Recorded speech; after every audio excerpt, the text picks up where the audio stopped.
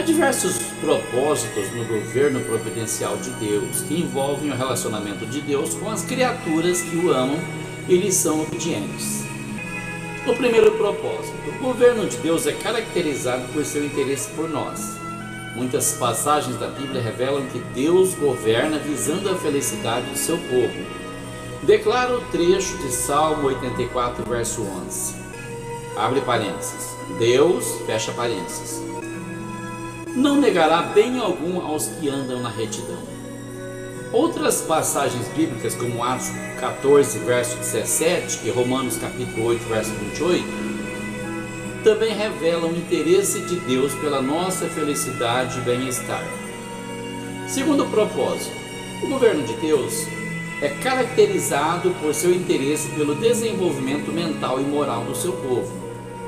A maneira de Deus tratar com o seu povo através da história tem envolvido a necessidade de educá-los a fim de perceberem o seguinte: primeiro, o que Deus requer da parte deles; segundo, que a maneira dele é santa; terceiro, que o pecado é ofensivo para ele; e quarto, que oferece perdão por causa do pecado e reconciliação entre o pecador e ele. Nos tempos antigos, Deus permitiu algumas coisas tais como o divórcio, porque os homens ainda estavam muito imaturos, ou seja, não tinham se desenvolvido espiritualmente. No trecho de Marcos capítulo 10, verso 5, fala sobre isso. As leis do Antigo Testamento, o sistema levítico de governo, faziam parte desse processo de desenvolvimento. Eles prepararam o caminho para a revelação do Cordeiro de Deus, que é Jesus, o qual tira o pecado do mundo. Toda a providência divina conduzindo o seu povo na direção da maturidade espiritual tem por propósito prepará-los para serem a sua possessão especial. Terceiro propósito: o governo de Deus tem como seu alvo primário a sua própria glória. Confira Efésios capítulo 1, versículo 11 até o 14. Todas as perfeições de Deus se revelam através de seu governo. Isso significa que a sua providência divina nos revela as qualidades do seu ser. Por exemplo, o seu amor é revelado pela sua provisão às suas criaturas, particularmente quando lhes provê redenção mediante o sacrifício de seu Filho Jesus Cristo. A sua verdade é revelada tanto nas leis da natureza como em sua fidelidade no cumprimento das promessas existentes em sua palavra. A sua santidade e retidão são reveladas no ódio que ele tem ao pecado. O seu poder é demonstrado em sua obra de criação, redenção e providência. E a sua sabedoria pode ser vista na maneira como ele opera a fim de concretizar os seus propósitos. E quando reconhecemos quão maravilhoso é o nosso grande Criador, então nós lhe prestamos honra e glória. Vejamos agora quais seriam alguns elementos da providência de Deus. Muitos estudiosos da Bíblia sugerem que há 3 aspectos nessa providência. Entretanto, eles reconhecem que esses aspectos se justapõem até certo ponto e que essas 3 fases nunca aparecem isoladas nas operações de Deus. Esses aspectos são a preservação, a concordância e o governo. Primeiro deles, a preservação. Já pudemos discutir sobre a preservação divina, ou seja, a manutenção do universo, como parte do governo soberano de Deus sobre todas as coisas. Deus está ativamente envolvido na preservação de sua criação. Tudo quanto Deus criou depende absolutamente dele. Contudo, ele conferiu certas propriedades a cada parte de sua criação, visando a sua própria manutenção. O trecho de Gênesis capítulo 1, verso 24 e 25, indica que Deus dotou cada criatura de certas características naturais que são peculiares.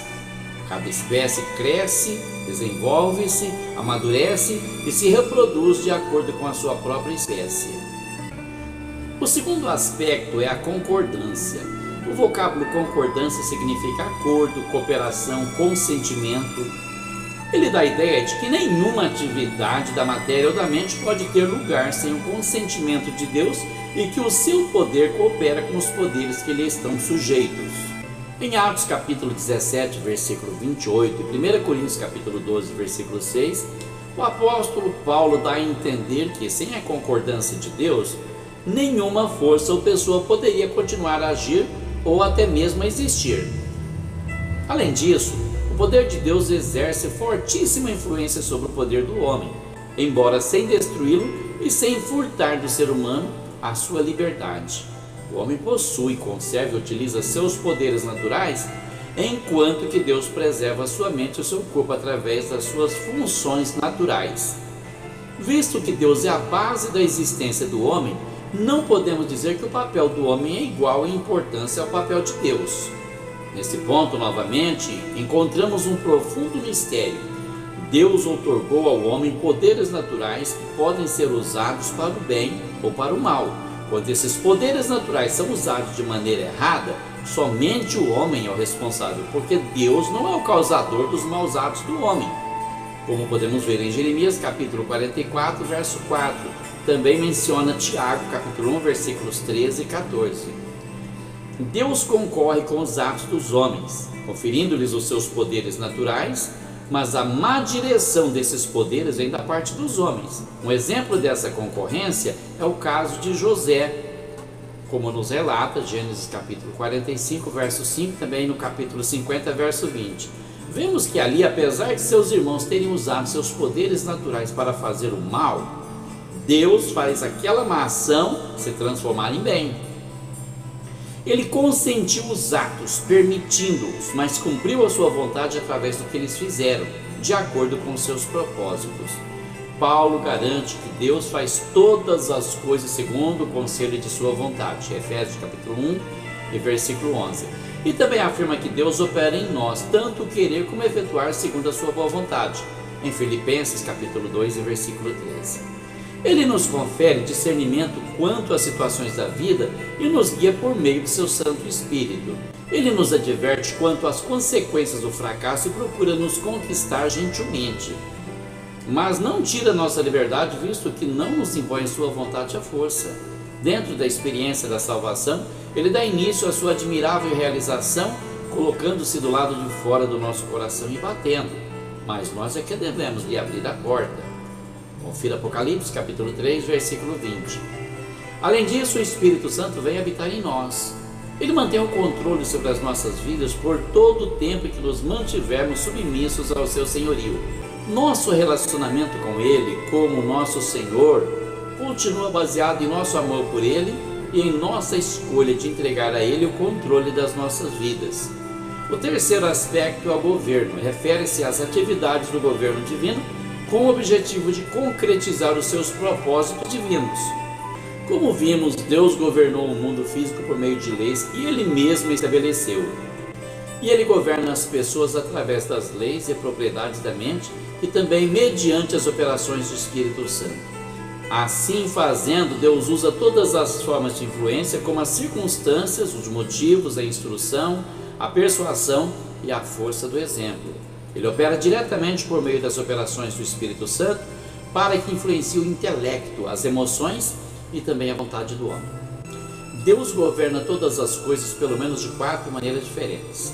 Quando compreendemos essas maneiras, percebemos a relação que há entre a vontade soberana e absoluta de Deus na realização do seu plano divino e a vontade do homem que atua livremente.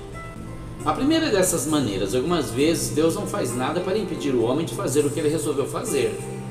Isso não quer dizer que Deus esteja provando o pecador, mas que ele não impõe o seu poder para impedir esses atos errados. Exemplos disso aparecem em Atos capítulo 14, versículo 15 e 16 e Salmos 81, versículos 12 e 13. A segunda maneira, de outras vezes, Deus impede os homens de cometerem um pecado, influenciando-os para que não pequem. Exemplos disso vemos em Gênesis capítulo 20, verso 6, capítulo 31, verso 24 e Oséias capítulo 2, versículo 6. O salmista orou solicitando esse tipo de ajuda, conforme se lê em Salmos 19, verso 13, da soberba guarda o teu servo. Terceira maneira, de outras vezes, sob a direção divina, Deus redireciona os atos de homens maus, usando esses atos para que se transformem em bons resultados. Já vimos um exemplo disso na vida de José. Seus irmãos pecaram, mas Deus usou aquele erro para fazer algo muito bom, a preservação da nação de Israel. Quarta maneira, finalmente, algumas vezes Deus determina os limites do pecado e da iniquidade. Trechos bíblicos como de Jó, capítulo 1, verso 12 e capítulo 2, verso 6, indicam que Deus impõe limites às atividades do próprio Satanás. Paulo, em 1 Coríntios, capítulo 10, verso 13, declara que o Senhor também estabelece um limite aos testes e tentações que os crentes precisam enfrentar. A providência nos transmite a ideia de que Deus governa amorosamente todas as coisas. Esse amor atinge a sua expressão culminante nas palavras do apóstolo: todas as coisas contribuem juntamente para o bem daqueles que amam a Deus, daqueles que são chamados por seu decreto. Romanos capítulo 8, verso 28.